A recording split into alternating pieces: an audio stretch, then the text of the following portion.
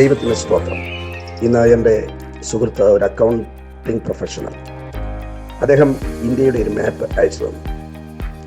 ഇന്ത്യയുടെ estimated median age of population is 28 years.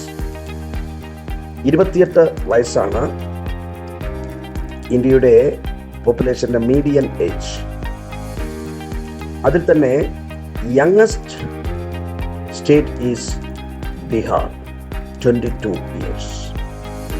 And oldest state is Kerala, 35 years. Youngest state is Bihar, 22 years.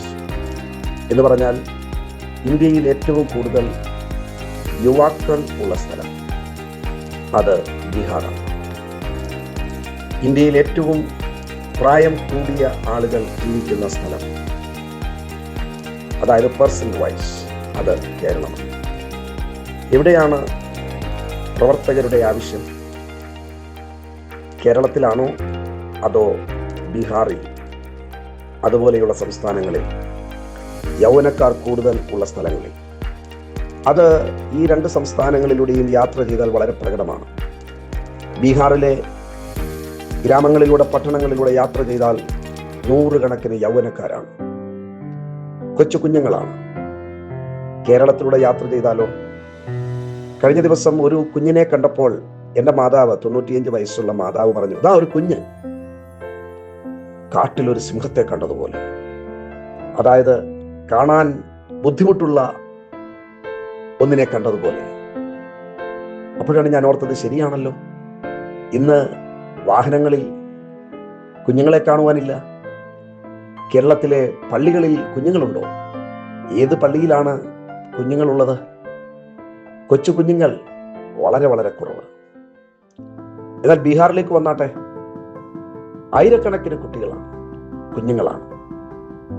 അപ്പോൾ ചോദ്യം ഇതാണ്, എവിടെയാണ് പ്രവർത്തകർ പ്രവർത്തിക്കേണ്ടത്?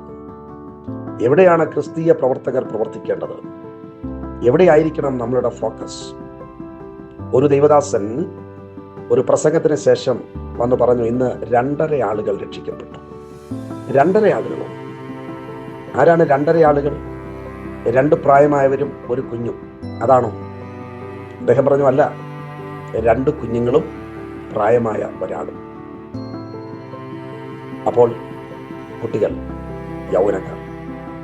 ഇന്ന് ഞങ്ങളുടെ കൂട്ടുപ്രവർത്തകരുമായി ഒരു മീറ്റിംഗ് കഴിഞ്ഞതേ ഉള്ളൂ. ബീഹാറിന്റെ തലസ്ഥാനമായ പട്നയിൽ യൗവനക്കാരെ ഫോക്കസ് ചെയ്തുകൊണ്ട് ഒരു വർഷിപ്പ് നടത്തുന്നതിനെ പറ്റി, റെഗുലറായി നടത്തുന്നതിനെ പറ്റിയുള്ള ചർച്ച. അതിൽ 1000 പേർ വേണമെങ്കിലും വരും.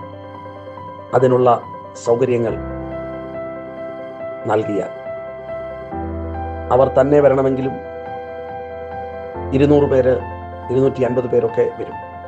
ഒരു പ്രത്യേക മീറ്റിംഗ് ആണെങ്കിൽ 1000 പേർ എത്തും. ഇത്തവണ യൂത്ത് ക്യാമ്പിന് നമ്മൾ 1000 പേരെയാണ് പ്രതീക്ഷിക്കുന്നത്. 10 പേര് വന്ന സ്ഥാനത്താണ്, യൂത്ത് ക്യാമ്പിന് 10 പേരിൽ കുറവ് മാത്രം വരുവാനുണ്ടായിരുന്ന സ്ഥാനത്താണ് ഇന്ന് കഴിഞ്ഞ വർഷം ഏതാണ്ട് 700-800 യൗവനക്കാരെത്തി. ഇത്തവണയുടെ ക്യാമ്പിന് 1000 പേരെയാണ് പ്രതീക്ഷിക്കുന്നത്. ഇവരെല്ലാവരും യൗവനക്കാരാണ്. ഈ കുട്ടികളെ കണ്ടാൽ നമുക്ക് കൊതി തോന്നും. അതായത് ഏതാണ്ട് ഒരേ പ്രായത്തിലുള്ളവരാണ്. 18-നും ഒരു 28-നും ഇടയ്ക്ക് പ്രായമുള്ള യൗവനക്കാർ.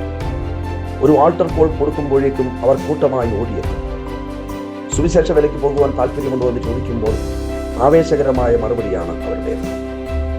എന്നാൽ ഈ 1000 എന്നുള്ളത് 1,00,000 ആകാം പ്രവർത്തകരുണ്ടെങ്കിൽ. കഴിഞ്ഞ ദിവസം രസകരമായൊരു കാര്യം, കേരളത്തിലെ പ്രശസ്തമായ ഒരു